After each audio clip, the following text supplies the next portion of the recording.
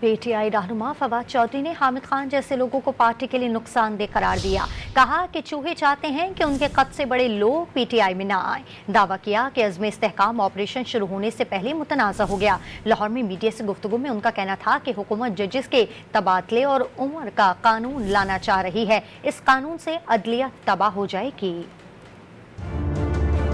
कल जो ख्वाजा आसिफ साहब ने बयान दिया कि अफगानिस्तान के अंदर जो है वो हम अटैक कर सकते हैं, उन्होंने एक इंटरव्यू दिया, फिर बात की। देखिए, इस तरह के मामलात में जो अल्फाजी है, जो वर्डिंग है, वो बड़ी अहमियत की हमल होती है। और मैं समझता हूँ कि ये एक जिस तरीके से कल रेजोल्यूशन आई है, पहले आपने एक अज़्म इस्तेहकाम ऑपरेशन की बात की, सारी केपी की जो लीडरशिप है वो खड़ी हो गई और अज़्म इस्तेहकाम का ऑपरेशन जो है वो शुरू होने से पहले ही आपने मुतनाज़ा कर दिया। प्राइम मिनिस्टर ऑफिस और बात कर रहा है, सिक्योरिटी ज़राए और बात कर रहे हैं, वज़ीर दिफा और बात कर रहे हैं। इस तरह से इतने हसास मामलात के अंदर एक आपको आपस में कोऑर्डिनेशन चाहिए। ये जो पेड स्पोक्स पर्सन हैं और ये जिस तरह से हामिद खान टाइप लोग हैं, जब तक तहरीक इंसाफ इनसे जान नहीं छुड़ाती, एक मजबूत अपोजिशन का किरदार अदा नहीं कर सकती। ये सारे चूहे इस पे लगे हुए हैं कि उनसे कद के बड़े लोग पीटीआई में ना आए। सारी जो इस वक्त जो क़यादत है तहरीक इंसाफ का, ये जो ग्रुप है हामिद खान ग्रुप, इसकी कोशिश ये है कि ये चूँकि खुद चूहे हैं, ये चाहते हैं कि कोई